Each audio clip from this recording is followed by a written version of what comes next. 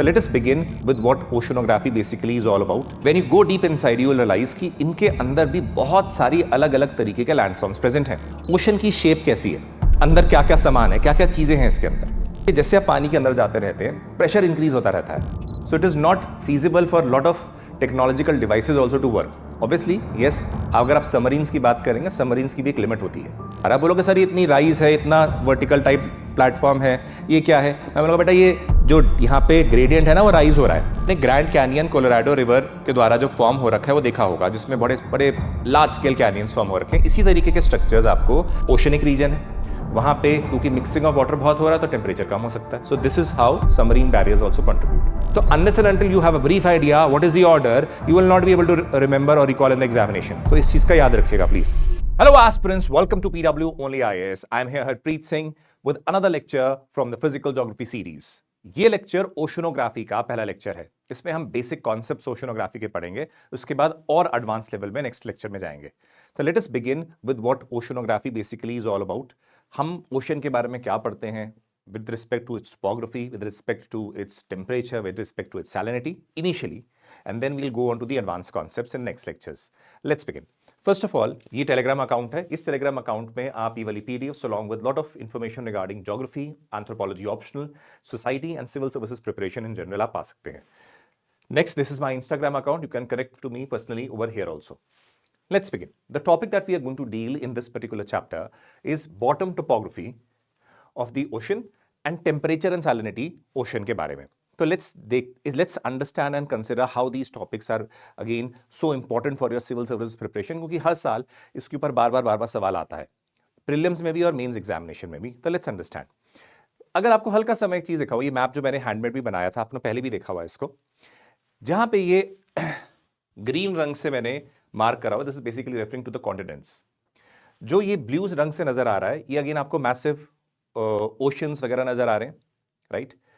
अब देखिए ओशन को जब आप यहां से सरफेस से देखते हैं तो आपको पानी नजर आ रहा है, बट अगर आप when you go deep inside you will realise कि इनके अंदर भी बहुत सारी अलग अलग तरीके के लैंडफॉर्म्स प्रेजेंट हैं. जैसे कि कुछ तो आपको लगेंगे ट्रेंचेस प्रेजेंट है, कुछ माउंटेन्स प्रेजेंट हैं. मतलब एक अलग ही दुनिया जैसे कॉन्टिनेंट के ऊपर नजर आती है, वैसे ही आपको ओशंस के अंदर भी नजर आती है. इसी वजह से ओशंस को स्टडी करना, एक्सप्लोर करना एक बहुत ही इंटरेस्टिंग कॉन्सेप्ट है और one of the favourite topics UPSC का भी है जब वो पूछते हैं, क्योंकि ये वो टॉपिक है जो जनरली बच्चे बहुत लेट पढ़ते हैं और कभी कभार छोड़ भी देते हैं. तो लेट्स सी. सर्टेन ऑब्जर्वेशंस हैं, ये मैंने आपको पहले भी बताया है, क्योंकि हम लोग पढ़ने वाले हैं ओशंस, तो उसके बारे में थोड़ा बहुत आइडिया आपको पहले से होना चाहिए. वाटर जो है 70.8% अर्थ के सरफेस में है और लैंड जो है 29.2% है. More than 75% of the land is in the northern hemisphere. Southern hemisphere में आप जानते हैं majorly it is dominated by the ocean, land कम है. अंटार्कटिका एक मेजर कॉन्टिनेंट है जो नीचे पड़ा है, नीचे है. Pacific Ocean occupies 1/3 of the total और the entire surface area of the globe. यानी कि पैसिफिक ओशन इतना बड़ा है, आप खुद सोच सकते हैं कि उसके अंदर कितने सारे लैंडफॉर्म्स ओशन के अंदर होंगे, जिसको हम बॉटम टोपोग्राफी भी बोलते हैं, क्योंकि इतना ह्यूज है वो. तो 1/3 सरफेस जो है वो पैसिफिक ओशन ऑक्यूपाई करता है. सिमिलरली यू रियलाइज दैट बहुत सारे और भी आपके सामने ओशंस हैं. अटलांटिक ओशन हो गया, इंडियन ओशन हो गया, वहां पर भी सिमिलर चीजें आपको मिलेंगी. North pole is surrounded by water and south pole by land. अब जानते हैं नॉर्थ पोल जो है आर्टिक सी कहलाता है और साथ साथ साउथ पोल जो है वो वहां रीजन है जहां अंटार्कटिका है. तो Antarctica is a land. North pole जहां पे प्रेजेंट है वो एक सी है जिसके ऊपर परमानेंट फ्रोजन आइस है, जहां पे हम नॉर्थ पोल मार्क करते हैं. कॉन्टिनेंट्स रफली are triangular in shape except Antarctica and Australia. एक रफ एस्टिमेशन है जो कि कई थ्योरीज ने दिया होता है कि लगभग ट्रायंगुलर इन शेप है. जैसे कि हम नॉर्थ अमेरिका देखते हैं, साउथ अमेरिका देखते हैं, फॉर दैट मैटर अफ्रीका देखते हैं, तो ट्रायंगुलर इन शेप नजर आता है. इसके पीछे रीजन आप जानते हैं, हम लोगों ने पहले भी कहा, प्लेट टेक्टोनिक मूवमेंट्स और मूवमेंट्स ऑफ द प्लेट्स भी काफी हद तक रिस्पॉन्सिबल भी होती हैं इसके लिए. Let's move ahead. Ocean topography. जब मैं ओशन टोपोग्राफी की बात करता हूं तो इसका मतलब क्या होगा? देखिए, ocean topography refers to the shape of the ocean floor. Ocean की शेप कैसी है, अंदर क्या क्या सामान है, क्या क्या चीजें हैं इसके अंदर, उसको हम बैथोमेट्री भी कहते हैं, जिससे मेजर भी करते हैं. And the subtle hills valleys on the sea surface.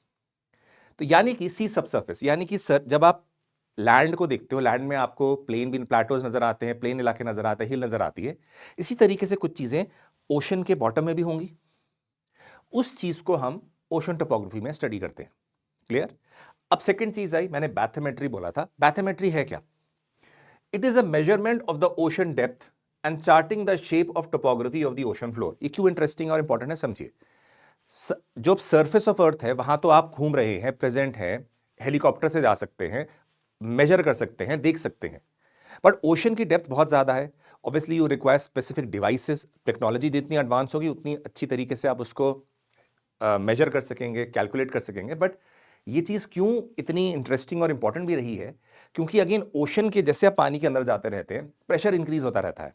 So it is not feasible for lot of technological devices also to work. Obviously yes, अगर आप सबमरीन्स की बात करेंगे, सबमरीन्स की भी एक लिमिट होती है, इसलिए जो डिवाइसेस भी हैं उनकी भी एक लिमिट है। ऑब्वियसली एडवांसमेंट के साथ और बेटर डिवाइसेस आ जाएंगी, बट वी रियलाइज दैट ये जब ओशन की बात होती है, ओशन इतने ह्यूज हैं, उनको प्रॉपरली देखना कि उनके अंदर क्या क्या है, अपने आप में एक मिस्ट्री है। इसी वजह से जब मैथमेट्री की बात करते हैं, ये मेजर करते हैं कैसी शेप है, क्या क्या स्ट्रक्चर्स प्रेजेंट है अंदर, उसको हम मैथमेट्री बोलते हैं। अब ये करा कैसे जाता है, ये बड़ा इंटरेस्टिंग कॉन्सेप्ट है। डेप्थ साउंडिंग ये बड़ा ही पुराना तरीका है, ओल्ड मेथोडोलॉजी है। इसमें होता क्या है, throwing a weighted rope from the ship and recording the time. एक वेड रोप होती है जिसको हम डाल देते हैं अंदर, पानी के अंदर, उसके बाद उसको यूज करके हम मेजर करते हैं कि कितना समय लगा उस वेड को नीचे पहुंचने में। ऐसी हम अलग अलग अलग जगह करते रहते हैं, उससे जितना समय लगता है उससे कैलकुलेट करते हैं कि कितनी डेप्थ है। अब ये बहुत टाइम टेकिंग, बहुत ही इनएक्यूरेट मेथड है, क्योंकि इससे आपको बहुत चीजें नहीं पता लगती। ऑन दी अदर हैंड फिर एडवांसमेंट हुई, जिसमें हम आया एको साउंडर्स, यानी कि सोनार वगैरह इस्तेमाल होता है, जिसमें अगेन आप देखते हो कि साउंड वेव्स को सेंड करा जाता है। यानी कि अगर कोई डिस्टेंस है, लेट अस से ये सरफेस है, ये बॉटम टोपोग्राफी कुछ ऐसी है, ठीक है, तो यहां पे कोई शिप है, यहां से इसने सोनार वेव सेंड करी, ये यहां गई और वापस आई, यानी कि ये जो डिस्टेंस है x प्लस दोबारा x 2x, तो जितना डिस्टेंस हुआ इसके द्वारा एक तरीके से रफ एस्टिमेट मिलता है कि कितनी ऊंचाई, कितनी निचाई या किस तरीके का स्ट्रक्चर प्रेजेंट हो सकता है। अगेन ये एक इंप्रूव टेक्निक है, एक टू अ सर्टेन एक्सटेंट कारगर भी रही है, जिससे हमें आइडिया लगा है कि अंदर की टोपोग्राफी में किस किस तरीके के स्ट्रक्चर्स प्रेजेंट होंगे, यानी कि सोनार टेक्नोलॉजी इस्तेमाल होती है। नेक्स्ट होता है सैटेलाइट इमेजरी। अब सैटेलाइट इमेजरी जो होती है बेटा, रेडार और लेजर अल्टीमीटर इस्तेमाल करता है, जो कि इलेक्ट्रोमैग्नेटिक रेडिएशन इस्तेमाल होते हैं।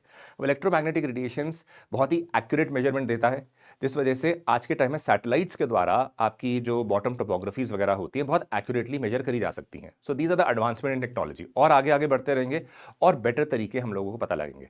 So these are the broad techniques जिसके थ्रू हम मेजर करते हैं या कैलकुलेट करते हैं ओशन की टोपोग्राफी को, ठीक है। First is depth sounding, second is echo sounders and third is satellite altimeter, right.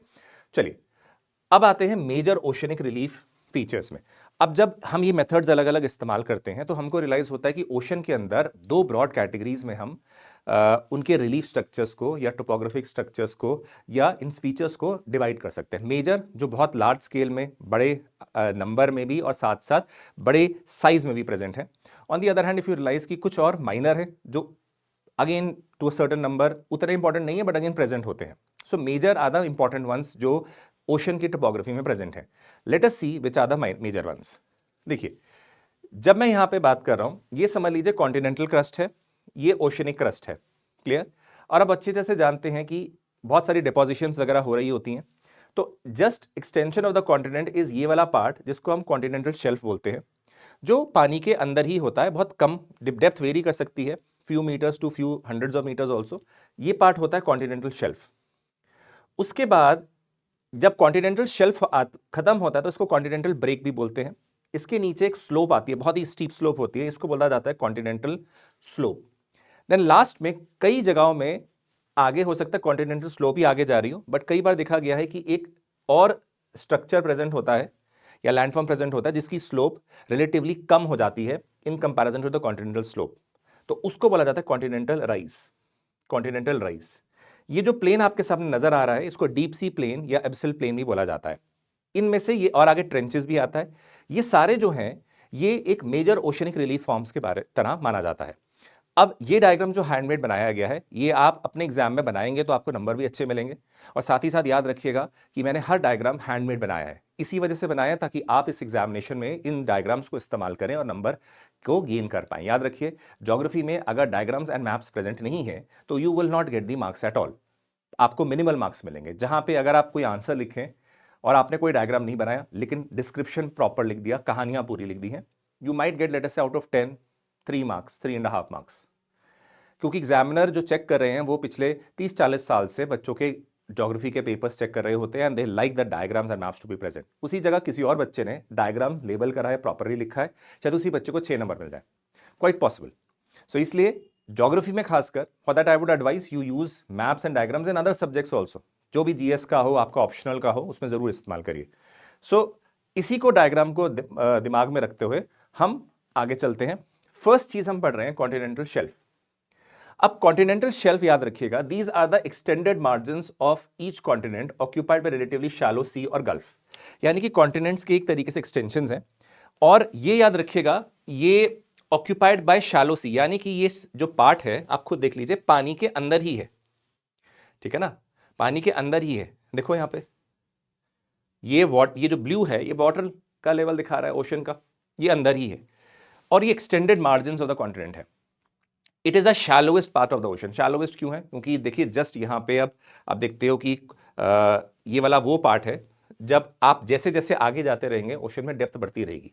तो अगर आप ये ओशन का पार्ट देखोगे तो this can be considered as the shallowest part, यानी कि इसमें डेप्थ जो है सबसे कम है। अब देखिएगा इसमें इंपॉर्टेंट चीज क्या है, एवरेज ग्रेडियंट या जो स्लोप है 1 डिग्री से भी लेस है, 1 डिग्री और even less. So please remember this, जो यहां पे ग्रेडियंट या स्लोप लिखी गई है ये एग्जामिनेशन में पूछी जा सकती है। सो इसकी जो ग्रेडियंट या स्लोप है 1 डिग्री से भी कम है।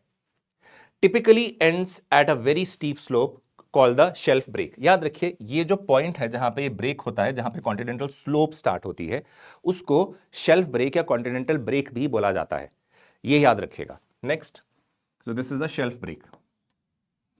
नेक्स्ट इज एवरेज विड्थ जो है वो 80 किलोमीटर के आसपास है, बट ये वेरी करती है region to region. It is almost absent or very narrow in margins like the coast of Chile, Chile में, या वेस्ट कोस्ट ऑफ सुमात्रा में, वहां पे ये लगभग न के बराबर है। ऑन दी अदर हैंड अगर आप चले जाएं साइबेरिया के शेल्फ में तो वहां पे 1500 किलोमीटर तक भी वेरी कर सकता है। So again it varies. Depth also varies. अब आप बोलेंगे डेप्थ, मैंने बोला था ये पानी के अंदर है, अब डेप्थ भी वेरी कर सकती है region to region. It can be nearly 30 meters और इवन लेस, और it might be even more close to the 600 meters also.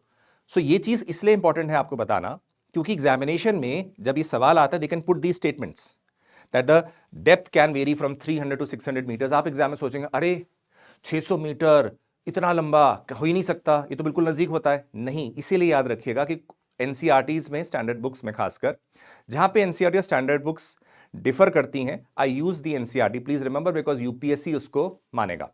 So keeping that in mind, NCERT ने भी ये स्टैटिस्टिक्स बहुत कैटेगरिकली लिखा है, तो यूपीएससी में ये स्टेटमेंट आ सकता है। उस टाइम जब आपने नहीं पढ़ा होता तो what happens it, you try to use your logics कि अच्छा कॉन्टिनेंटल शेल्फ इतना डेप्थ में नहीं हो सकता, गलत होगा, ये तो एप्सिल प्लेन होगा या कॉन्टिनेंटल राइज होगा 600 मीटर्स में, ये नहीं हो सकता, so you will mark it wrong. No, it is correct.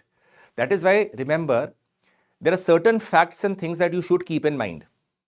Clear? चलिए नेक्स्ट आता है कॉन्टिनेंटल शेल्फ खत्म होने के बाद कॉन्टिनेंटल स्लोप। कॉन्टिनेंटल स्लोप में आप देखेंगे it connects the continental shelf and the ocean basins.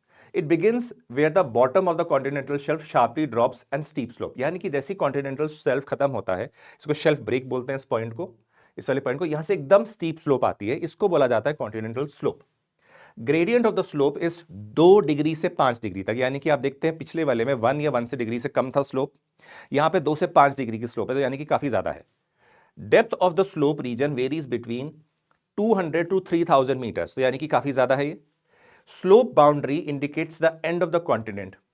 अब देखिए कभी कभार कई किताबों में एंड ऑफ द कॉन्टिनेंट बोला जाता है, बट हम जानते हैं क्यों बोला गया है, प्लीज समझ लीजिए। कई जगहों में कॉन्टिनेंटल राइज ना एज सच प्रेजेंट नहीं होता, तो यहां पे सीधा ही कॉन्टिनेंटल स्लोप को बोल दिया गया it is a connecting link between continental shelf and the ocean, deep ocean, तो गलत नहीं है।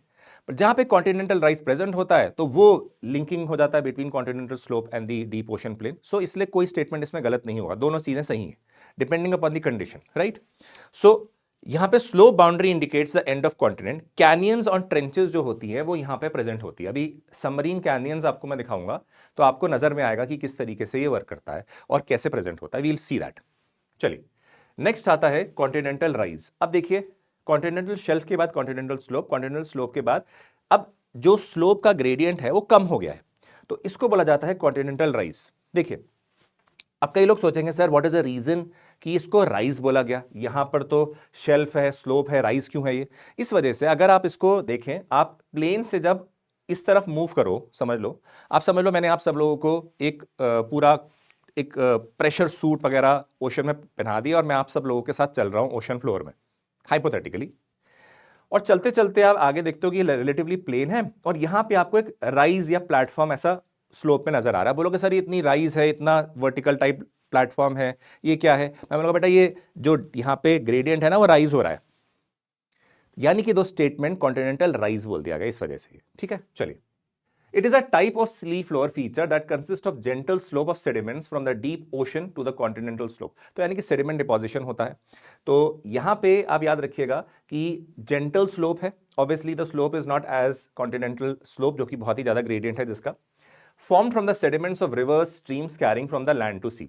अब इसका जो gradient है 0.5 से 1 डिग्री के आसपास है, बहुत ही gentle slope है ये।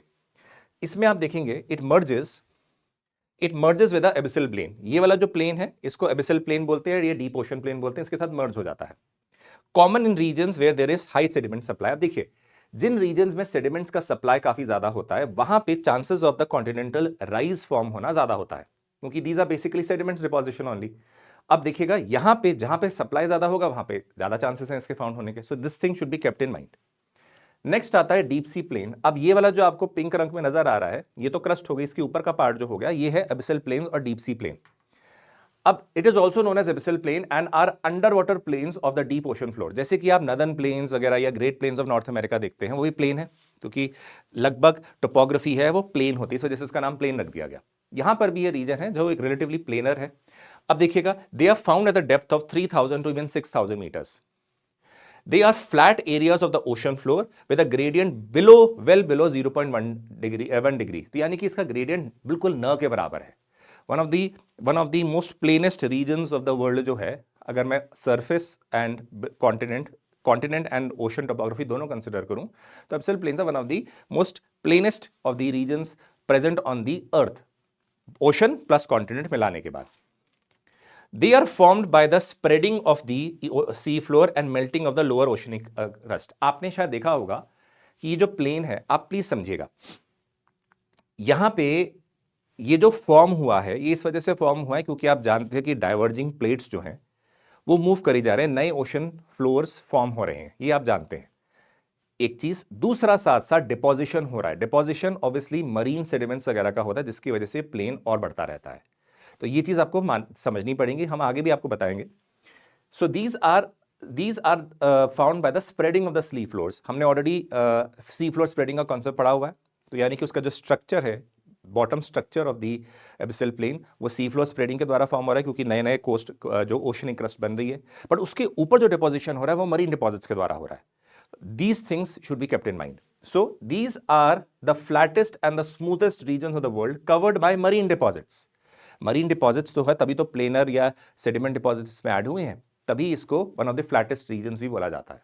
चलिए, नेक्स्ट है ओशन ट्रेंचेस। आप इसी डायग्राम को देख लीजिए, ये कॉन्टिनेंटल शेल्फ है, ये कॉन्टिनेंटल स्लोप है, कॉन्टिनेंटल राइज है, ये एबिसल प्लेन है, ये एबिसल हिल टाइप हो गया, ये सी माउंट हो गया, ये आपका हो गया ओशनिक ट्रेंच। ट्रेंच का मतलब होता है, प्लीज याद रखिए, deepest parts of the oceans में से कहलाता है। ठीक है, ये कब होता है? जैसे देखिए, ध्यान से समझिएगा, दोबारा से देख लेते हैं। समझ लीजिए ये एक एग्जाम्पल के लिए कॉन्टिनेंटल क्रस्ट है, ये ओशनिक क्रस्ट है। क्लियर?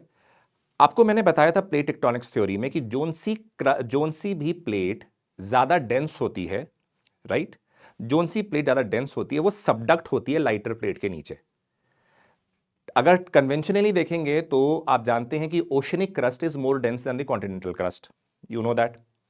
इसी वजह से जो केसेस आते हैं उसमें आप देखते हो कि ओशन की क्रस्ट नीचे सबडक्ट होती है कॉन्टिनेंटल के। अगर दोनों ओशनिक है या दोनों कॉन्टिनेंटल है तो जो ज्यादा डेंस होगा वो नीचे सबडक्ट होगा। अब जब ये दोनों के दोनों यूं हैं, ये सबडक्ट हो रहा है, तो आपको रियलाइज हुआ कि ये बीच में एक खड्डा सा फॉर्म हो रहा है, ये देखिए। तो ये जो डेप्थ इस सबडक्शन पॉइंट में फॉर्म होती है, इसको हम ट्रेंच बोलते हैं। देखिए, आगे भी आपको एक डायग्राम दिखा देता हूं,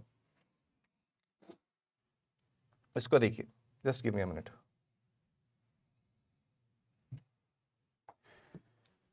ये प्लेट है, सबडक्ट हो रही है इसके अंदर, तो ये जो सबडक्शन पॉइंट होगा इसमें ये जो डेप्थ फॉर्म होगी क्या होगी, ट्रेंच हो जाएगी।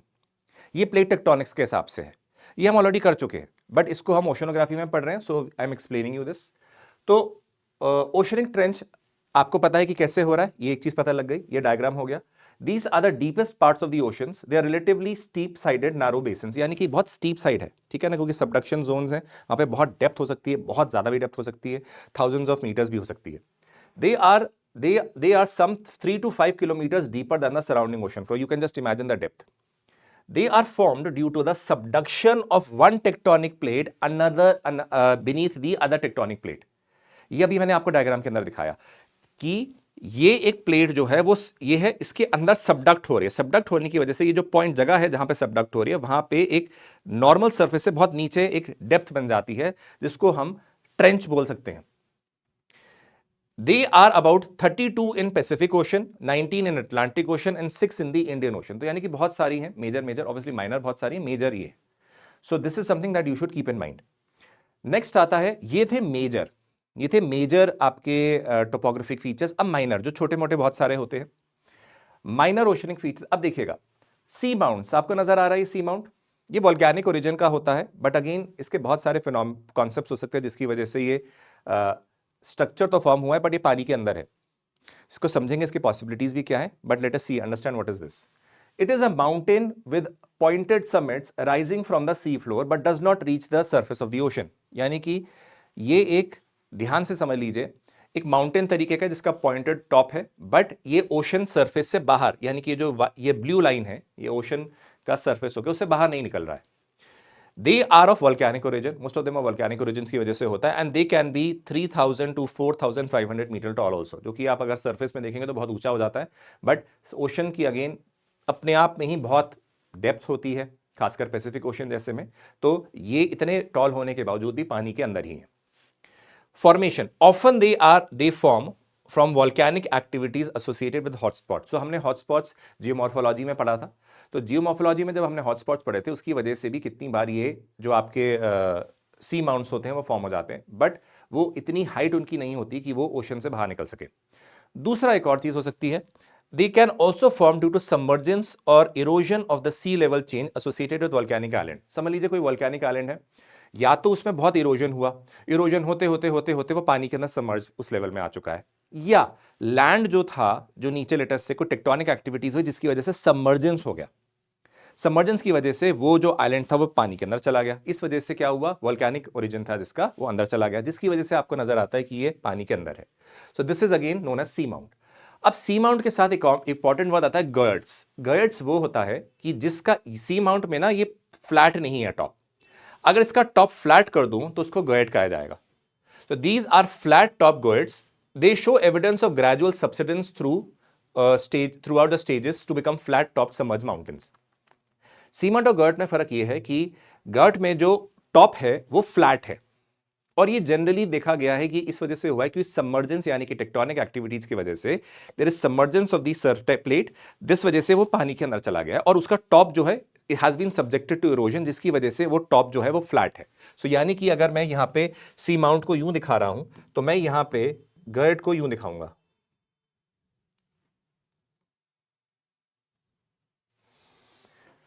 It does not come flat, this is flat, clear, okay. Then comes submarine canyons. Please आप समझ लीजिए, इसको बहुत ध्यान से समझिएगा। ये है कॉन्टिनेंटल शेल्फ, ये है कॉन्टिनेंटल स्लोप, ये है कॉन्टिनेंटल राइज, क्लियर। इसको इस तरीके से समझ लीजिए, आपने ग्रैंड कैनियन कोलोराडो रिवर के द्वारा जो फॉर्म हो रखा है वो देखा होगा, जिसमें बड़े बड़े लार्ज स्केल कैनियंस फॉर्म हो रखे हैं। इसी तरीके के स्ट्रक्चर्स आपको bottom topography of the oceans में भी मिलता है। कैसे? जब वाटर यहां पर आता है आप रियलाइज करते हैं कि there can be various reasons. Ocean currents भी इसमें कंट्रीब्यूट कर सकते हैं, टाइडल एक्टिविटीज भी करती हैं, वाटर जो रिवर्स के द्वारा आ रहा होता है उसमें डिफरेंसेस इन सैलिनिटी होती है, टर्बिडिटी करंट्स फॉर्म हो जाते हैं, जिसकी वजह से भी ये चीजें हो सकती हैं। हम इन टॉपिक को मोर डिटेल में तब पढ़ेंगे जब हम टाइड्स एंड करंट्स वगैरह पढ़ रहे होते हैं। बट फिलहाल के लिए अंडरस्टैंड कर लीजिए, उसकी वजह से हो सकता है यहां पे इनिशियल फेज में थोड़ा बहुत scratching activities on the continental slope हो, जिसकी वजह से वो बढ़ते बढ़ते बढ़ते बढ़ते एक कैनियन जैसा स्ट्रक्चर बन जाता है, जो कि continental shelf, continental slope and continental rise तीनों में प्रेजेंट हो सकता है। तो अगर आप टोपोग्राफी, बॉटम टोपोग्राफी में जाते हैं और वो मेच्योर स्टेज में पहुंच चुका होता है, तो आपको लगेगा जैसे कि ग्रैंड कैनियन जैसा स्ट्रक्चर पानी के अंदर प्रेजेंट है। It starts from a pre lagoon या प्री कैनियन स्टेज, फिर थोड़ा सा लीनियर स्टेज होता है, फिर वो लीनियर स्टेज कंबाइन होके और डीप हो जाता है, देन और बड़ा एंड डीप हुक्ड स्ट्रक्चर बनता है, and then it can form this type of structure. Again, it can be associated with, again, tidal activities, turbidity currents, oceanic currents also contribute. Again, the water that is brought by the rivers also, वो भी contribute कर सकता है. So we will be studying these and we will be doing the next chapter जहाँ पे हम tides currents पढ़ते हैं, वहाँ पे better explain होता है. But these are the submarine canyons. अब समझ लेते हैं. These are like the deep valleys compared to the Grand Canyon of the Colorado River. These are found cutting down the continental shelf, slope and the rise. तो ये आपके कहीं NCERT वगैरह में भी मेंशन नहीं है, मैंने हैंडमेड बनाया है कि कैसे फॉर्म होता है धीरे धीरे करके, stage 1, stage 2, stage 3, stage 4, stage 5। आपने जनरली ये देखा होगा, बट ये धीरे धीरे करके ऐसे करके फॉर्म होता है। क्लियर? चलिए, अब आया अटूल। बड़ा ही इंटरेस्टिंग कॉन्सेप्ट है अटूल। मैंने आपके सामने डायग्राम बना रखा है जिसके अंदर मैंने अलग अलग तरीके के रीफ्स वगैरह भी बताए हैं।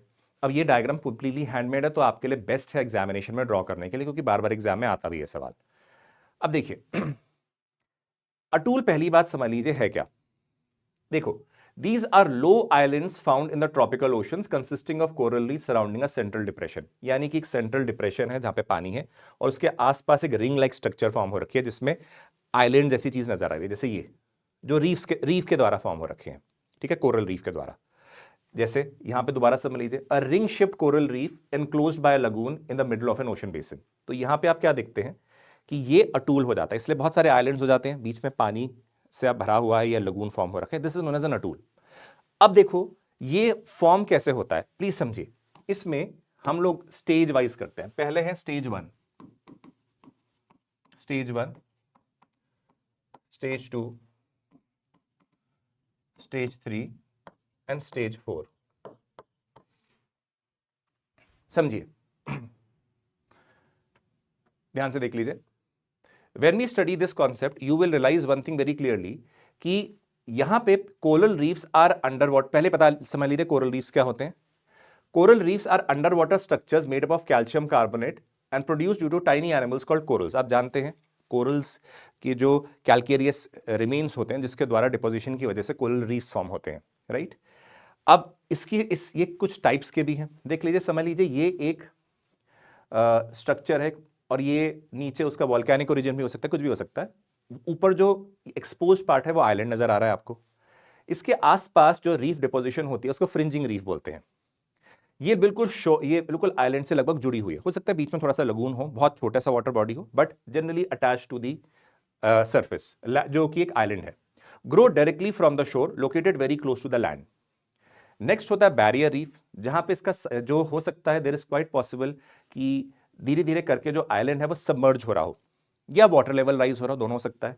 और धीरे धीरे करके आप देखते हो बैरियर और बढ़ता है, इसके बीच में आप क्या है, इस आइलैंड और बीच में एक वाटर बॉडी भी आ रखी है, यानी कि लगून फॉर्मेशन भी हो रहा है। So extensive linear reefs complexes that parallel a shore and are separated by a lagoon. So ये हो गया आपका बैरियर रीफ। यही स्टेज और बढ़ जाती है तो आपको रियलाइज होता है कि ये आइलैंड जो है और नीचे चला गया और जो बैरियर जो कॉन्टिनेंटल रीफ है और बड़ी होती रही ड्यू टू डिपोजिशन। तो आप देखते हो कि और बड़ा हो चुका है। एक समय आएगा जब ये आइलैंड जो है और सबमर्ज किया अंदर चला जाएगा, तो आपके सामने बचेगा क्या, ये रीफ आइलैंड्स बनेंगे जिसके बीच में लगून होगा। That is why it is a ring shaped coral reef that forms a lagoon in the middle of an ocean basin. Example, Maldives is also an atoll, right? चलिए, अब देख लीजिए mid oceanic ridge आप already पढ़ चुके हैं। ये ocean के अंदर जो प्रेजेंट होता है, these are located at the diverging plate boundaries. देख लीजिए, आप देखोगे पूरे ओशंस के अंदर अलग अलग जगह प्रेजेंट है। दो प्लेट्स हैं जो डाइवर्ज हो रही हैं। डाइवर्ज होने की वजह से जो बीच में वॉल्केनिक एक्टिविटीज होती हैं, वो एक रिज लाइक स्ट्रक्चर फॉर्म करती हैं, जिसको हम मिड ओशनिक रिजेस बोलते हैं। तो आपने देखा है ये एक प्लेट है, ये इस तरफ मूव हो रही है, इस तरफ मूव हो रही है। क्यों? क्योंकि कन्वेक्शनल करंट्स रन कर रहे होते हैं मैंटल के अंदर, जो कि इस प्लेट को पुश कर रहे हैं, ये यहां पुश कर रहे हैं, ये जो प्लेट है ये सबडक्ट हो रही है इस प्लेट के अंदर, तो यहां पे ट्रेंच फॉर्म हो रहा है, यहां ट्रेंच फॉर्म हो रहा है, ये दूर जा रहा है तो वॉल्केनिक मटेरियल और निकल रहा है जो कि डिपॉजिट हो रहा है, यानी कि रिजेस फॉर्म हो रही हैं यहां पे, यानी कि नई सी फ्लोर बन रहा है। सो दीज आर, ये जो बीच का पार्ट है इसको बोला जाता है mid oceanic ridge. So the mid-oceanic ridge is a continuous mountain range that spans across the entire ocean floor, connecting different ocean basins. तो यानी कि आपके सिर्फ अटलांटिक ओशन में नहीं, पूरे इंडियन ओशन में भी, अंदर पैसिफिक ओशन में भी, अटलांटिक ओशन में भी, हर जगह ये प्रेजेंट होती हैं। बेस्ड ऑन डिफरेंस होता है कि किस एक्सटेंट में, अटलांटिक में ज्यादा मैसिव स्केल में, इस वजह से हम अटलांटिक की मिड ओशनिक जनरली ज्यादा पढ़ते हैं। It is associated with divergent plate boundaries. देख लीजिए यहां पे आपको ये नजर जो आ रहा है, what is this, this is divergent plate boundary. Constructive भी बोलते हैं इसको, क्यों, आप देख लीजिए यहां पे जो निकलेगा, यहां पे आप देख लीजिए ये वॉल्केनिक एक्टिविटीज हो रही हैं, तो यहां पे रिज लाइक स्ट्रक्चर फॉर्म है, धीरे धीरे करके मूव करेगा दूसरी साइड, तो रिजेस भी नई नई मूव करती रहती है इधर उधर। ये आपने ऑलरेडी पढ़ चुके हैं, so it is no point repeating it again because you already done in the sea floor spreading. Just to again revise it, आप जानते हैं इसके ऊपर जो हमें एविडेंस मिला है वो due to the magnetic activities मिला है, यानी कि रिवर्सल ऑफ पोलैरिटी जो प्रेजेंट होती है उसने हमें प्रूव करा था। We have already done this. तो सिर्फ मैं आपको एक डायग्राम दिखा रहा हूं। जब मैंने आपको सी फ्लोर स्प्रेडिंग बताई थी तो मैंने बताया था आपको कि उस टाइम जो ये सी फ्लोर स्प्रेड हो रहा है, इसका एविडेंस जब हमें देखा गया था तो पोलैरिटीज जो है वो चेंज होती है as you move away from the plate boundary.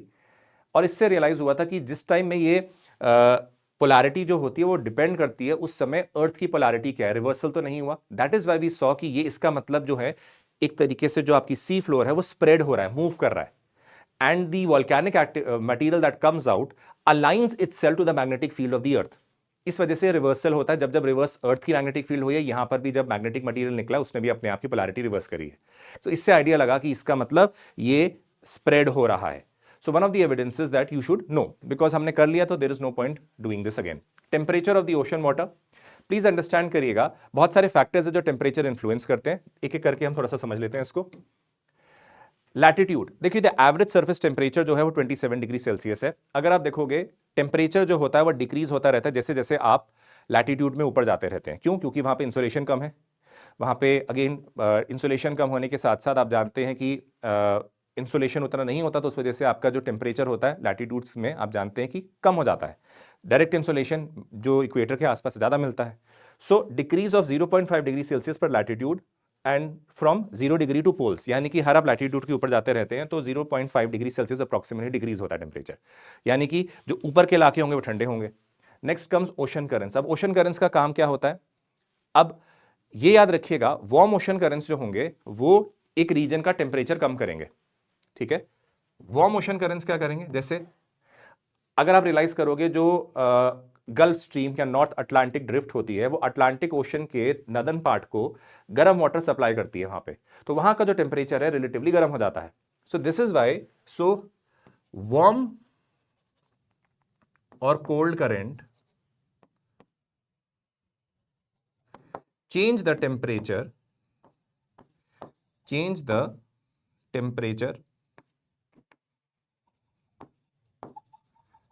in the flow of the direction, यानी कि जिस जगह पे ये फ्लो कर रहे होंगे अगर वो ठंडे होंगे तो उस इलाके के टेम्परेचर को ठंडा करने में एक रोल अदा करेंगे, और गर्म होंगे तो उस इलाके के टेम्परेचर को गर्म करेंगे। जैसे नॉर्थ अटलांटिक ड्रिफ्ट या गल्फ स्ट्रीम है जो अटलांटिक ओशन की ऊपर वाली लैटिट्यूड्स को भी गर्म करता है। प्रिवेलिंग विंड्स, अब प्रिवेलिंग विंड्स याद रखिएगा एक मूवमेंट होता है, जैसे कि आप देखते हैं कि विंड्स मूव करती है एक जगह से दूसरी जगह पे, उसी तरीके से जो वाटर सरफेस होता है उसको भी वो मूव करते हैं। It acts like a force, यानी कि एक जगह में याद रखिए एक जगह का जो वाटर है उसको पाइल अप कर देते हैं वो दूसरी जगह पे, यानी कि जब वो पाइल अप करते हैं it basically is helping in the movement of the water surface also top layer में। So it will help in the piling effect, piling of the water at one region. उस वजह से क्या होता है, यानी कि वाटर जैसे विंड मूव कर रही है उसी तरीके से आप देखते हो वाटर का टेम्परेचर भी चेंज हो सकता है because of the prevailing winds. Land and water, land and water में आप रियलाइज करते हैं कि जितना जैसे नदर्न हेमिस्फीयर है, नदर्न हेमिस्फीयर में टेम्परेचर रिलेटिवली आपको ओशंस के आसपास जो होगा वो थोड़ा ज्यादा मिलता है, क्यों मिलता है? इसलिए क्योंकि वहां पे लैंड ज्यादा है। सो यानी कि northern hemisphere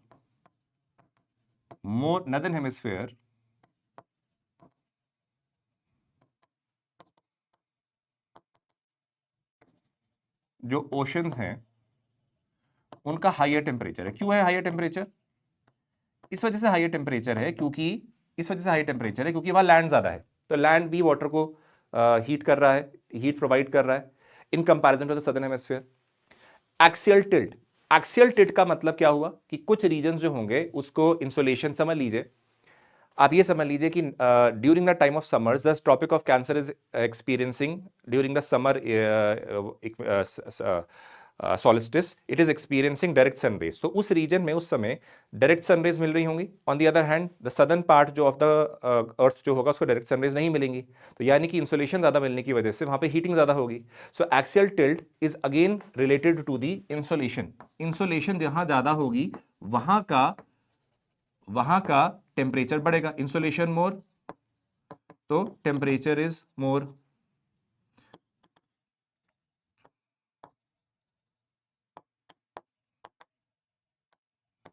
upwelling and downwelling याद रखिएगा, ये कॉन्सेप्ट्स याद रखिए। जैसे समझ लीजिए वाटर, आप याद रखिए, मूव करता है, right? There is a possibility water फिर सिंक भी करेगा जो डेंस होगा, फिर यहां पे मूव करने के बाद वाटर राइज भी करेगा। राइज ऑफ वाटर, देखिए समझ लीजिए, एग्जांपल लेते हैं। समझ लीजिए यहां पे कोई विंड्स मूव कर रही हैं, ठीक है? विंड मूव करने की वजह से उसका पाइलिंग इफेक्ट हो गया। पाइल की वजह से लेटेस्ट से अगर वाटर सीप भी होता है तो जो वाटर ठंडा यहां पर था नीचे वो उसकी जगह ऑक्यूपाई करेगा, यानी कि ये जो ठंडा वाटर ऊपर राइज होगा इस इलाके को ठंडा करेगा। यानी कि अपवेलिंग एंड डाउनवेलिंग के जो कॉन्सेप्ट होते हैं, यानी कि अपवेलिंग का मतलब क्या हुआ, नीचे का जो पानी है वो ऊपर आया, डाउनवेलिंग का जो ऊपर का पानी नीचे गया। अब प्रिवेलिंग विंड्स देखिए जब मूव करती हैं वो वाटर को एक जगह से दूसरी जगह पाइलअप करेंगी, पाइलअप की वजह से हो सकता है सिंक हो जाए वो। अब यहां पे देखिए जो ये अगर मूव करा तो यहां का जो पानी वाटर के डीप ओशन में हैगा वो ऊपर राइज करेगा। क्यों? क्योंकि ये थोड़ा सा बैलेंस करने के लिए। अब यहां का ठंडा पानी ऊपर राइज होएगा, तो that is upwelling. This is known as upwelling, this is known as downwelling. अब ये जो है उस रीजन के टेम्परेचर को वेरी करता है क्योंकि ठंडा पानी नीचे से ऊपर आ जाएगा।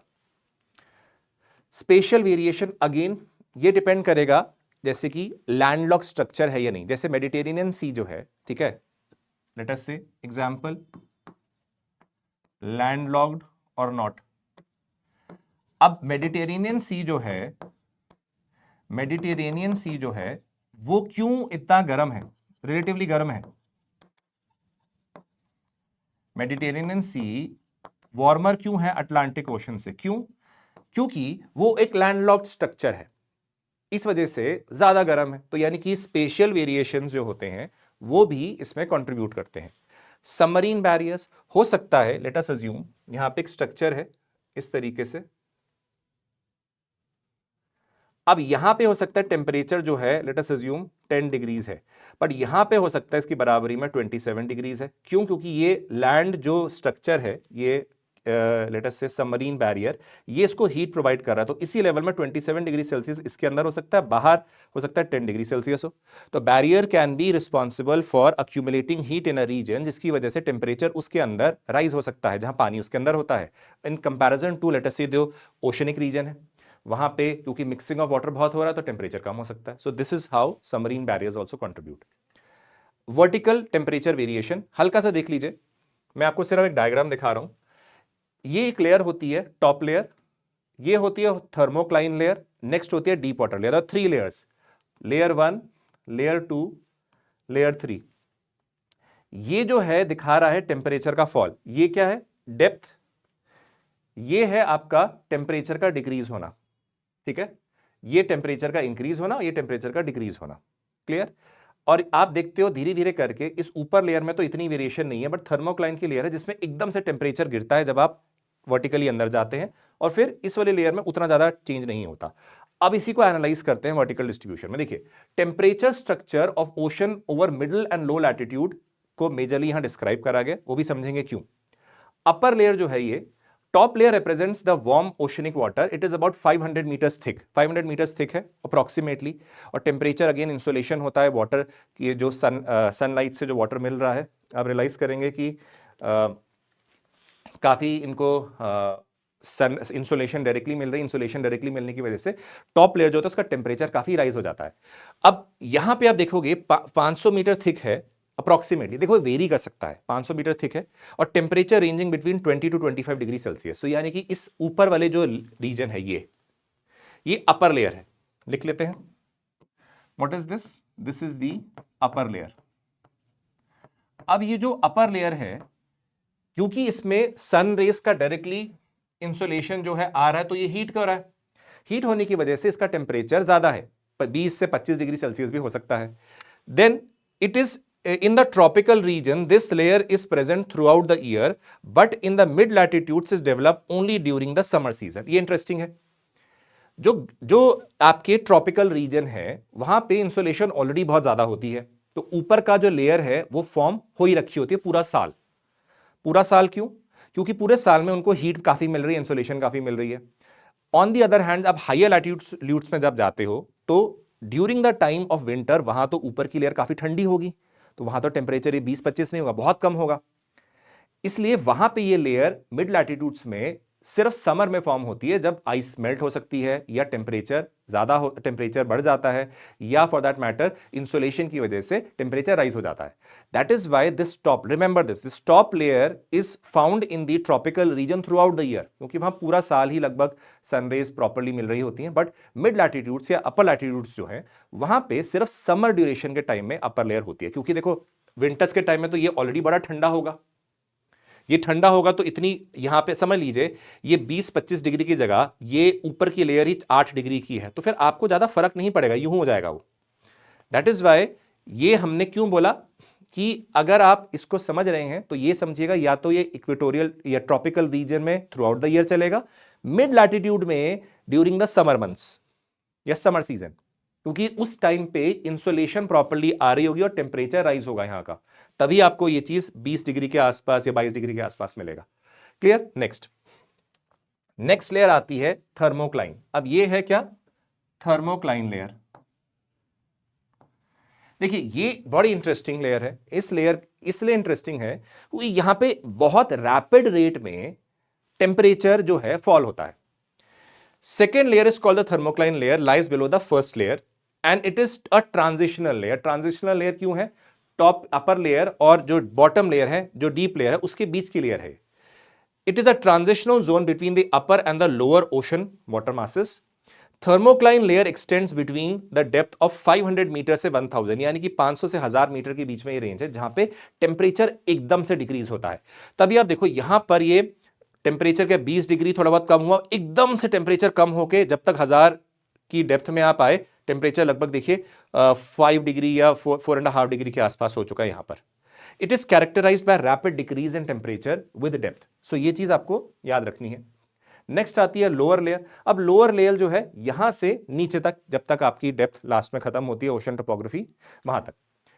थर्ड लेयर और lower layer is very cold and represents a dense ocean water mass, यानी कि यहां पे देखिएगा टेम्परेचर बहुत कम है, टेम्परेचर कम है तो density of water is also going to be very high. तो ये डेंस वाटर का मास, जैसे एयर मास होता है वैसे ये वाटर मास है। About 90% of the total volume of water is found below the thermocline, यानी कि जो टोटल वॉल्यूम जो ओशन का है 90% होता है वो इस लेयर के अंदर आता है, थर्ड लेयर के अंदर। Temperature variation with in this depth is very less. आप खुद देखेंगे क्योंकि इतना ज्यादा टेम्परेचर ऑलरेडी फॉल हो चुका है, तो आप देखो यहां पर बहुत तगड़ी वेरिएशन हुई, यहां पे बहुत ज्यादा फर्क नहीं पड़ रहा है, लगभग यूनिफॉर्म है, क्योंकि ऑलरेडी बहुत ठंडा है, ऑलरेडी बहुत डेंस है, so the variation of temperature is not high. The major variation takes place in the thermocline layer. Clear? चलिए नेक्स्ट आता है हॉरिजॉन्टल टेम्परेचर डिस्ट्रीब्यूशन। अभी आपने क्या पढ़ा? टेम्परेचर का वर्टिकल डिस्ट्रीब्यूशन, जब आप अंदर जाते हो। और हॉरिजॉन्टल मतलब जैसे आप मैप देखोगे तो क्या चेंजेस होते हैं उसको समझ लेते हैं। कुछ आइडिया समझ लीजिए इसमें, तब आपको यहां पे ये मैप समझने में आसानी पड़ेगी। ठीक है, देख लीजिए। Average surface temperature of ocean is about 27 degree Celsius, और जैसे जैसे आप इक्वेटर से ऊपर वाली लैटिट्यूड्स में जाते हैं सरफेस का टेम्परेचर कम होता रहता है। ये बाय डिफॉल्ट है क्योंकि इंसुलेशन भी कम होती है। इसका अप्रोक्सीमेशन ये है, अप्रोक्सीमेटली 100% नहीं होता, थोड़ा बहुत एवरेज लिया गया है कि जो डिक्रीज होता है वो 0.5 डिग्री सेल्सियस पर लैटिट्यूड के चेंज में होता है। इसलिए अगर आप 20 डिग्री में तो approximately surface temperature 22 degree Celsius होगा, 40 लैटिट्यूड में है तो 14 डिग्री के आसपास है, 90 डिग्री पोल्स है तो 0 डिग्री उससे भी कम होगा। अब northern hemisphere oceans record a higher temperature. Northern hemisphere के ओशंस क्यों टेम्परेचर हाई रिकॉर्ड करते हैं? इस वजह से क्योंकि there is a predominance of land being present. तो लैंड भी वहां पे ओशंस को एक तरीके से अपनी हीट प्रोवाइड करता है, हीटिंग में मदद करता है। तो इस वजह से क्या होता है, जो नदर्न हेमिस्फीयर है उसके जो ओशंस हैं उनका टेम्परेचर सदर्न हेमिस्फीयर में से ज्यादा है। क्यों? क्योंकि सदर्न हेमिस्फीयर में जो आपका लैंड मास मेजरली है वो क्या है? अंटार्कटिका। और अंटार्कटिका अपने आप में ठंडा है। जबकि नदर्न हेमिस्फीयर में आप देखते हो कि वहां पर लैंड डोमिनेटेड है, बहुत लैंड, अगर हीट भी जल्दी होता है, ठंडा भी ज्यादा होता है, बट वो हीट प्रोवाइड भी करता है, वार्मिंग इफेक्ट भी करता है अपने आपके ओशंस को। तो वहां पे लैंड की वजह से जो आपके ओशंस होते हैं वो टेम्परेचर रिलेटिवली हायर है। Highest temperature little north of equator. अब देखिए ध्यान से, ये बड़ा इंपॉर्टेंट है। Highest temperature little north of equator, ये रीजन आपको समझना पड़ेगा। इवन आप जब सरफेस देखोगे, एग्जैक्टली इक्वेटर में सबसे ज्यादा टेम्परेचर नहीं होता है। चाहे आप लैंड कॉन्टिनेंट देख लीजिए, चाहे आप ओशन देख लीजिए। क्यों? इसका रीजन समझिएगा, बहुत ज्यादा इंपॉर्टेंट क्वेश्चन है ये। Why the highest temperature is not found exactly at the equator and little north of it? Reason समझिए। जो आपका इक्वेटर है वहां पे एक्चुअली क्लाउड कवर बहुत ज्यादा होता है। क्यों? क्योंकि कन्वेक्टिव एक्टिविटी बहुत ज्यादा है। अब क्लाउड कवर ज्यादा होने की वजह से जो इंसुलेशन होता है उसको वापस भी भेजता है काफी। इस वजह से उससे थोड़ा सा नदर्न पार्ट है जहां पे क्लाउड कवर थोड़ा कम होता है, वहां पे सबसे ज्यादा एक तरीके से टेम्परेचर देखा जाता है। That is why highest temperature is little north of equator, not exactly at the equator. Next, decrease in temperature with latitude in Atlantic ocean is less. अब देखिए एक और इंपॉर्टेंट चीज है। यहां पे आप देखो, ये अटलांटिक ओशन है, ये अगेन अगेन सारी की सारी आप देखते हैं लाइंस जॉइनिंग इक्वल टेम्परेचर हमने दिखा रखा है, आइसोथर्मिकल, ये ओशंस का है। अब यहां पे आप देखोगे कि इतने ऊपर तक चले गए हो, पर यहां पर 5 डिग्री सेल्सियस आपको तभी भी मिल रहा है। ये मैंने आपको पहले ही बताया था। ये ओशन का सरफेस देखो, टेक्निकली तो ऊपर वाले इलाके में बहुत ठंडा होना चाहिए, बट यहां पे 5 डिग्री टेम्परेचर स्कैंडिनेवियन कंट्रीज में ओशन में तभी भी है। क्यों? यहां पे रेट ऑफ डिक्रीज बड़ा कम है। इसका रीजन है ocean currents. Gulf stream and north Atlantic drift warm ocean को, वार्म जो वाटर है उसको ऊपर की तरफ लेके जाती है। इस वजह से जो ये रीजन है यहां पे वार्म वाटर का एक तरीके से मूवमेंट हो जाता है, जिसकी वजह से जो टेम्परेचर रिलेटिवली इस रीजन का हाई हो जाता है। इसी वजह से decrease in temperature with latitude in Atlantic ocean is less. तो ये याद रखिएगा कि ये क्वेश्चन आपके प्रीलिम्स में आ सकता है। इसके पीछे रीजन होता है आपकी North Atlantic Drift and Gulf Stream. Clear? Next चीज, enclosed seas like Mediterranean Sea show higher temperature than the Atlantic Ocean. अब देख लीजिए, अगर आप यहां पे मेडिटेरेनियन सी वगैरह देखेंगे, इसके टेम्परेचर जो होंगे वो 2-3-4 डिग्री अटलांटिक ओशन से भी ज्यादा होंगे। इसका रीजन क्यों है? It is surrounded by land. Land again is giving heat to the ocean also, to the sea for that matter here, और उस वजह से इसका टेम्परेचर रिलेटिवली हायर है। So this is also you should remember. अब देखिए यहां पे मैंने ऑब्वियसली जब हमने करंट्स अभी करा नहीं है, हम अगले चैप्टर में करेंगे, तो ब्रीफली मैंने हल्का सा ड्रॉ कर रखा है। एक आइसोथर्मस है 25 डिग्री सेल्सियस, ये 20 आप देखोगे यहां पे मूव कर रहा है ऊपर। यहां पे currents, gulf stream, north Atlantic drift का बहुत इंपॉर्टेंट रोल है। यहां पे लैब्राडोर करंट है। अब यहां देखोगे ये थोड़ा सा स्लांट हुआ है। क्यों? क्योंकि साउथ इक्वेटोरियल करंट जो है इसको थोड़ा सा नीचे लेके जा रहा है। So you will realize that all these things that are present here are again impacted by the ocean currents to a great extent. ये जो आपको आइसोथर्मिकल मैप बनाया, आपको एग्जाम में बनाने की ऐसा जरूरत नहीं है, बट इसके रीजन पता होने चाहिए जो मैंने यहां पे सारे के सारे एक्सप्लेन करे हैं। इट इज वेरी सिमिलर जो हम लोगों ने पहले भी करा है। अगेन ये सारे के सारे जो स्ट्रक्चर आपको दिखाया गया, it has got to do with the ocean currents movement majorly. Clear? चलिए, अब आता है हीट बैलेंस ऑफ ओशन। ये एनसीईआरटी में मेंशन नहीं है। मैंने heat balance of the atmosphere पढ़ा है, तो हीट बैलेंस ऑफ ओशन पढ़ा रहा हूं। Again this can be asked in your mains examination, तो इसको ध्यान से समझिएगा।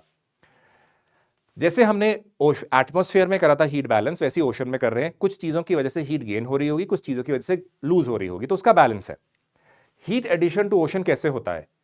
Heat gain by insolation HI, HF heat gain from the ocean floor and continent. Volcanic activities ocean के अंदर हो रही हैं, बहुत सारी और एक्टिविटीज हो रही हैं, जिसकी वजह से आप देखते हो कि आपको हीट जो है ओशन से मिल सकती है। Sensible heat again. नेक्स्ट हुआ काइनेटिक एनर्जी, जो कि शायद आप देख सकते हो कि कंप्रेशन ऑफ सी वाटर होता है, उससे भी हीट जनरेट होती है। Heat lost by evaporation, convection and radiation, HE, HC, HR। तो ये सारे तरीके जिससे addition of heat and loss of heat हो सकता है। अब देखिए, यहां पे जितना गेन हुआ इज इक्वल टू लॉस, यही हीट बैलेंस होता है। तो इसको देखते हैं कैसे। इंसुलेशन, लेट अस से 100 units are the total units, let total units let total units be 100। ठीक है, ये 100% ले लीजिए, एक ही बात है। इंसुलेशन से 90 यूनिट्स यानी कि 90% होता है हीट, ओशन फ्लोर से 9, काइनेटिक एनर्जी से 0.99, सेंसिबल हीट से 0.01, यानी कि 100 यूनिट्स हो गए। ये टोटल अमाउंट हो गया जिससे ओशन हीट हो रहा होगा। नेक्स्ट होता है लॉस। रेडिएशन 41 यूनिट्स लॉस होते हैं, इवेपोरेशन से 54, कन्वेक्शन से 5 यानी कि 100। सो यानी कि टोटल इनकमिंग टोटल आउटगोइंग, यानी कि इस तरीके से बैलेंस मेंटेन होता है आपके ओशंस में। सो this is something that you should be knowing, this is not mention in the NCERT.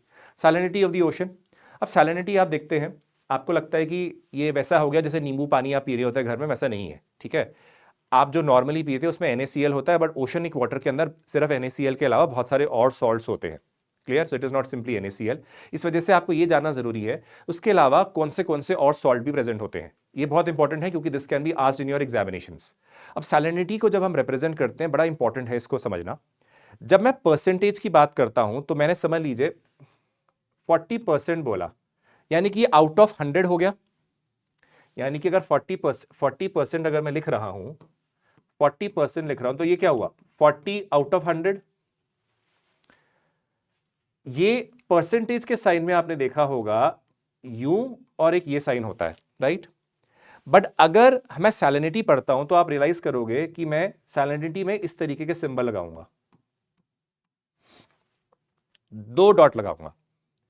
इसका मतलब हो गया पर 1000 पार्ट्स रादर देन पर 100 पार्ट्स, आउट ऑफ 100 नहीं। यानी कि अब 100 पार्ट्स की बात होती है जब परसेंटेज होती है, अगर 1000 पार्ट की बात होती है तो हम 2 डॉट लगाते हैं, यानी कि 35 पर 1000 पार्ट्स। क्लियर? यानी कि not out of 100, out of 1000 की बात हो रही है। चलिए अब देखिए, salinity is weight of the dissolved material upon the weight of the sample sea water into 1000। तो एस्टिमेटेड सैलिनिटी अगर मैं सारे ओशंस की देखूं तो वो 35 पर 1000 पार्ट्स है, यानी कि 35 हमने लिख लिया यहां पे। अब देख लीजिए सिग्निफिकेंट सॉल्ट, यानी कि ओशन के अंदर कौन से सॉल्ट प्रेजेंट है। मेजरली देखिएगा, सबसे पहले NaCl, sodium chloride 77%, common salt जिसको कहते हैं। Magnesium chloride 10.9, magnesium sulphate 4.7, calcium sulphate 3.6, potassium sulphate 2.5, calcium carbonate 0.3, magnesium bromide 0.2। Now please remember this, a question has been asked in the preliminary examination of various PCS and previously few years back in the UPSC also। इसको arrange करने के लिए पूछा जा सकता है, या वो पूछ सकते हैं, नेम लिख सकते हैं सॉल्ट के, बोलेंगे इनमें से कौन सा ओशन वाटर के अंदर प्रेजेंट नहीं है। So these are the ones which are present here, तो you should be aware of it even to a certain extent कि आपको ऑर्डर भी पता होना चाहिए। Please understand this. ठीक है, they can ask you for example magnesium sulphate is in more quantity than magnesium chloride in the ocean water, that is wrong. ठीक है, एक्सेप्शंस की बात नहीं कर रहा हूं, एक जनरल एवरेज ले रहे हैं, क्योंकि यहां पे ये 4.7% के अप्रॉक्सिमेटली है 10.9। तो unless and until you have a brief idea what is the order, you will not be able to remember और रिकॉल इन द एग्जामिनेशन। तो इस चीज का याद रखिएगा please. Next, factors impacting salinity. देखिए पहला चीज है इवेपोरेशन। जिन इलाकों में इवेपोरेशन ज्यादा होगा वहां पे सैलिनिटी ज्यादा होगी, जैसे कि मेडिटेरेनियन सी। मेडिटेरेनियन सी में आप देखते हो इवेपोरेशन ज्यादा होता है क्योंकि लैंड लॉक्ड है, एक तरीके land locked in the sense कि surrounded by, not the correct word, but surrounded by land है टू बी मोर प्रिसाइज। वहां पे आप रियलाइज करते हो मेजरली सराउंडेड बाय लैंड है, तो उसमें वहां पे इवेपोरेशन ज्यादा होती है। इवेपोरेशन ज्यादा होने की वजह से सैलिनिटी बहुत ज्यादा है। नेक्स्ट रहा प्रेसिपिटेशन। बाल्टिक सी है, अब जहां पे प्रेसिपिटेशन ज्यादा होगी वहां पे फ्रेश वाटर का सप्लाई ऐड होगा, तो यानी कि जो सॉल्ट प्रेजेंट होगा वो डाइल्यूट होगा। जैसे समझ लीजिए एक एग्जांपल देखते हैं, ये एक पानी की बोतल है, ठीक है, इसके अंदर समझ लीजिए इतना पानी पड़ा हुआ है और कुछ सॉल्ट है। अगर मैंने उसके अंदर और पानी डाल दिया तो ऑटोमेटिकली वो थोड़ा डाइल्यूट हो जाएगा, सैलिनिटी ओवरऑल तो कम हो जाएगी ना इसकी, out of the total parts that are present, क्योंकि हमें जो परसेंटेज निकालना है वो टोटल सैंपल ऑफ वाटर से निकालना है। तो सैंपल ऑफ वाटर के हिसाब से तो कम हो जाएगी। अगर इसी तरीके से मैं बोलूं कि इवेपोरेशन होगा तो यानी कि क्या होगा, लेट अस से इवेपोरेशन हुआ तो पानी और कम हो गया, यानी कि सैलिनिटी की जो परसेंटेज है वो बढ़ जाएगी, या क्या पार्ट्स पर थाउजेंड जो है बढ़ जाएगा। इस वजह से प्रेसिपिटेशन जहां होगा वहां पे सैलिनिटी कम हो जाएगी, क्योंकि फ्रेश सप्लाई ऑफ वाटर हो रहा है। नेक्स्ट रहा इनफ्लक्स ऑफ रिवर्स। अगर आप देखोगे बे ऑफ बंगाल की जो सैलिनिटी है रिलेटिवली कम है। क्यों? क्योंकि वहां पे आपकी गंगा रिवर, ब्रह्मपुत्र रिवर वगैरह और बाकी बहुत सारी रिवर्स का इन्फ्लक्स होता है जो कि फ्रेश वाटर है। इस वजह से वो रिवर्स जब ऐड होती हैं बाय बे ऑफ बंगाल में उसकी सैलिनिटी कम हो जाती है, यानी कि influx of reverse is also very very important. Ocean currents, अब आप ओशन करंट्स को देख लीजिए, जब भी ओशन करंट्स मूव करते हैं वो करंट्स साथ साथ प्लीज याद रखिएगा, they are like rivers in the ocean which also are responsible for taking the salt content from one region to another. So इस वजह से ocean currents are also playing a very very important role over here. Clear? Next रहा atmospheric circulation. अब atmospheric circulation में भी आप ये समझ लीजिए कि कोई रीजन है जहां पे हाई प्रेशर है। आपको शायद याद था high pressure and low pressure का कॉन्सेप्ट, लो प्रेशर का कॉन्सेप्ट और हाई प्रेशर में। हाई प्रेशर में रीजन है जहां एयर डिसेंड करती है, ये रीजन ऑफ एयर डिसेंडिंग है। एयर डिसेंडिंग, एयर डिसेंड करेगी तो यहां पे स्टेबल कंडीशंस हो रखी होंगी, स्टेबल होंगी तो यहां पे इवेपोरेशन ज्यादा हो सकता है, इवेपोरेशन ज्यादा हो सकता है तो सैलिनिटी भी ज्यादा हो सकती है। यस। एंथ्रोपोजेनिक एक्टिविटीज लास्ट में। एंथ्रोपोजेनिक एक्टिविटीज वो हैं जो इंसान through various mechanisms, through various addition of through some chemicals, salts वगैरह जो आप ऐड कर देते हैं समुंदर के अंदर, उससे भी आप सैलिनिटी वेरी कर सकते हैं, ज्यादा इंक्रीज हो सकती है। So these are human activities. Clear? तो these are the factors impacting salinity. अब वर्टिकल डिस्ट्रीब्यूशन देख लेते हैं, very similar to the concept जो हम लोगों ने देखा था, जैसे कि थर्मोक्लाइन टेम्परेचर की वेरिएशन बताता था, उसी तरीके से हैलोक्लाइन हमें बताता है किस चीज की variation, variation with respect to the salinity. Clear? देखो लो लैटिट्यूड्स में इस तरीके से स्ट्रक्चर है और हाई लैटिट्यूड्स में इस तरीके से है। अब आप सोचोगे कि सर हाई लैटिट्यूड्स के अंदर ऊपर वाली लेयर में सैलिनिटी कम क्यों है? इसका रीजन समझ लीजिए ध्यान से। इसका रीजन ये है क्योंकि वहां पे जो मेल्टिंग ऑफ आइस होती है वो फ्रेश वाटर का सप्लाई काफी देता है, और फ्रेश वाटर का सप्लाई उन रीजन्स की सैलिनिटी को कम करता है। समझ में आया? इस वजह से जो ये हायर लैटिट्यूड का रिप्रेजेंटेशन है, ये लोअर लैटिट्यूड का रिप्रेजेंटेशन है। लोअर लैटिट्यूड में इवेपोरेशन बहुत ज्यादा हो रही है तो हो सकता है कि कंसंट्रेशन और सैलिनिटी बढ़ जाती है वहां पे, राइट? ऊपर का रीजन जो है वहां पे सैलिनिटी कम हो रही है। क्यों कम हो रही है? क्योंकि वहां पे फ्रेश वाटर ऐड हो रहा है। सो इस वजह से जो हायर लैटिट्यूड में जो अपर लेयर होंगी उसमें सैलिनिटी कम है, यहां पे ज्यादा है लोअर लैटिट्यूड्स में। लेट्स सी, इसमें भी 3 लेयर है। पहली लेयर है आपकी सरफेस लेयर, ये है surface layer, layer of the lowest density है, और यहां पे याद रखिएगा thickness of about 100 to 200 meters के आसपास होता है, और ये 2% ऑफ द वॉल्यूम लगभग कैरी करती है।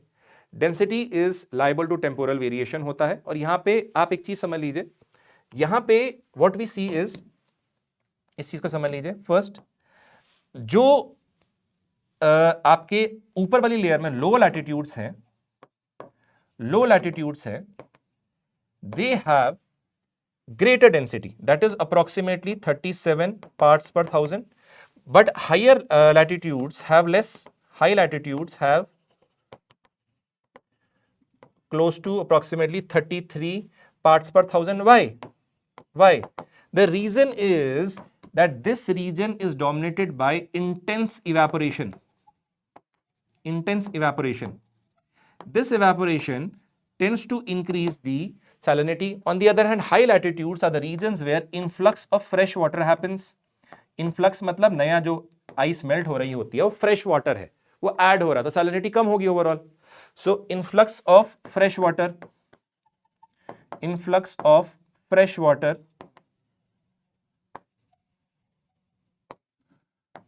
मेल्टिंग ऑफ आइस भी लिख लो ब्रैकेट में। सो ये आपको अपर वाली लेयर में नजर आ रहा है। जैसे आप अंदर जाओगे, क्योंकि ऊपर वाला सरफेस फिनोमेना है, क्योंकि वो इसलिए है क्योंकि आपके जो मेल्टिंग या इवेपोरेशन जो होता है वो ऊपर वाली लेयर में ही चल रहा है। फ्रेश वाटर ऐड हुआ ऊपर वाली लेयर में, इवेपोरेशन हुई सरफेस लेयर में। अंदर के जब आप अंदर जाते रहोगे तो फिनोमिना चेंज होते हैं। तो यहाँ पे आप जैसे कि थर्मोक्लाइन में टेम्परेचर चेंज होता था, हैलोक्लाइन में आप देखते हो सैलिनिटी का चेंज होता है और दोनों लगभग बराबर के आसपास आ जाती हैं। ठीक है, क्योंकि सरफेस लेवल में क्या रीजन था जो एकदम वेरी थी, ये रीजन था कि वहां पे फ्रेश वाटर इन्फ्लक्स हो रहा था by the melting of the glaciers on the ice, यहाँ पे इवेपोरेशन ज्यादा हो रहा था, यहाँ सैलिनिटी ज्यादा है, वहां सैलिनिटी कम थी। बट जब आप अंदर जाते हो तो वहां पे डेंसिटी बढ़ रही है और ऑब्वियसली आप जानते हो कि कंडीशंस रिलेटिवली सिमिलर हो जाती है, इस वजह से दोनों आसपास आ जाते हैं। अब देखिए अपर लेयर में आप देखते हो लो लैटिट्यूड्स में इतनी सैलिनिटी है, हाई लैटिट्यूड्स में इतनी है, और रीजन भी समझ लिया आपने। अब आओ हैलोक्लाइन। हैलोक्लाइन की लेयर है below the surface layer, rapid change in salinity होती है और halocline separates the surface layer from the deeper layers जो प्रेजेंट है यहां पे। डीप ओशन, अब डीप ओशन का ये वरी पूरी की पूरी है, जब तक एंड नीचे तक जमीन तक आपका ओशन फ्लोर नहीं पहुंचता, ये एब्सल प्लेन नहीं पहुंचता, तब तक ये डीप ओशन है। It is more uniform than the higher salinity due to the accumulation of denser saltier water from evaporation and sinking process is limited। यानी कि यहां पे देखिएगा इसके अंदर तो इवेपोरेशन नहीं हो रहा, इसके अंदर तो एडिशन ऑफ फ्रेश वाटर ऐसा नहीं हो रहा है, तो यहां पे लगभग एक डेंस लेयर जो है प्रेजेंट है जिसकी uniformity with respect to relatively uniformity with respect to salt water present होती है। तो यहां पे ये यहां से डिक्रीज हो रहा है, ये भी डिक्रीज हो रहा है, लगभग आसपास बराबर हो जाते हैं। Horizontal distribution of salinity, before I explain you कि कैसे वेरी कर रहा है, ये सारे के सारे जो टर्म्स हैं ये all in parts per thousand है, ये याद रखिएगा। या 30 लिखा है या 35 लिखा है, 36 लिखा है, इट इज पार्ट पर थाउजेंड, याद रखिए। Around the equator it is 35 parts per thousand, मैं सिर्फ 35 कर रहा हूं, पार्ट्स पर थाउजेंड बार बार नहीं बोल रहा हूं, ठीक है, 35 है। Highest salinity is between 20 to 40 degree which is 36। आप जानते हैं this is a region of high temperature और हाई इवेपोरेशन होती है और लो रेन होती है, क्योंकि इक्वेटोरियल रीजन में आप जानते हैं कि वहां पे इवेपोरेशन की प्रोसेस ज्यादा होती है, तो सैलिनिटी ऑब्वियसली वहां पे बढ़ भी जाती है, बट वहां पे रेनफॉल भी होती है। इस वाले रीजन में रेनफॉल भी कम हो रही है, इवेपोरेशन भी ज्यादा, और इस वजह से सैलिनिटी बढ़ जाती है।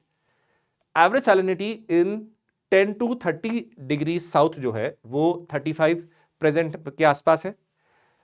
40 से 60 डिग्री नॉर्थ एंड साउथ में आपको 30 से 33 डिग्री 33 पार्ट्स पर थाउजेंड मिलेगी। Salinity decreases in the polar zones due to influx of melting of ice. जैसे जैसे आप ऊपर के रीजन में जाओगे सैलिनिटी कम हो जाती है, क्यों? क्योंकि फ्रेश वाटर ऐड हो रहा है मेल्टिंग ऑफ आइस से, राइट। सिमिलरली आप अंटार्कटिका में जाओगे, यहां पर भी मेल्टिंग ऑफ ग्लेशियर हो रहा है, तो वहां भी वाटर का फ्रेश वाटर का एडिशन है तो कम हो जाएगा, ठीक है। Next, sorry, overall northern hemisphere की जो सैलिनिटी है वो 34 पार्ट्स पर थाउजेंड है और सदर्न ओशन की 35। अभी क्यों है समझ लीजिए, more influx of fresh water addition and less evaporation है। सो यहां पे आप रियलाइज करते हो कि सैलिनिटी की वेरिएशन इस तरीके से है। तो अप्रॉक्सीमेटली आप देखोगे ये सारी चीजें जो आपको नजर आती हैं, जिन रीजन्स में आप देखते हो, ये रीजन वो है इक्वेटर से थोड़ा सा ऊपर 37 पार्ट्स पर थाउजेंड है, इक्वेटोरियल रीजन में थोड़ा सा रिलेटिवली कम है, यहाँ पे ज्यादा है क्योंकि यहाँ पे again reason of high evaporation है, लेस रेनफॉल है, राइट। सो इसी तरीके से आप सदर्न पार्ट में देखो, नदर्न पार्ट में देखोगे, आपको रियलाइज होगा कि this has got to do with the influx of fresh water. Then you realise कि ये 35 पर पार्ट्स पर थाउजेंड है, यूं स्लांट कर रहा है, क्यों? क्योंकि यहाँ पे जो गल्फ स्ट्रीम है वो यहाँ से वाटर को लेके जा रही है, तो इसकी जो ये लाइंस आपकी फॉर्म हो रही हैं, this has got to do with the structure where this has got to do with the figure, because कि यहाँ पे सैलिनिटी ऊपर इसलिए राइज हो रही है कि गल्फ स्ट्रीम और north Atlantic drift saline water को ऊपर भी लेके जा रहा है यहाँ पे, इस वजह से ये 35 इस तरीके से टर्न हो गया है। क्लियर? सो ये बेसिक रिप्रेजेंटेशन था आपका सैलिनिटी का। हम और ज्यादा इस चीजों में डिस्कस करेंगे नेक्स्ट लेक्चर में, साथ ही साथ in the next chapter we are going to do with the concept of ocean currents, जहां पे टाइड्स भी करेंगे, वेव्स भी करेंगे, marine deposits and marine resources भी करेंगे, और कुछ और फिनोमेना भी करेंगे जो हमें स्टडी करना है। So God bless you. Hopefully you enjoyed this lecture. Hopefully you understood a lot of stuff. Hopefully आपको ये मदद करेगा समझने में, और इसको अच्छी तरह से यूज करिएगा, क्योंकि जितना आप ये कर रहे हैं मोर देन सफिशिएंट है आपकी प्रीलिम्स एंड मेंस के लिए, प्रोवाइडेड आप क्वेश्चन की डिमांड को स्टडी करें और उसको सॉल्व करें। सो लास्ट में यही कहूंगा, take care. If you like the lecture please mention them in the comment section. We also love to respond to your messages. Take care and जय हिंद।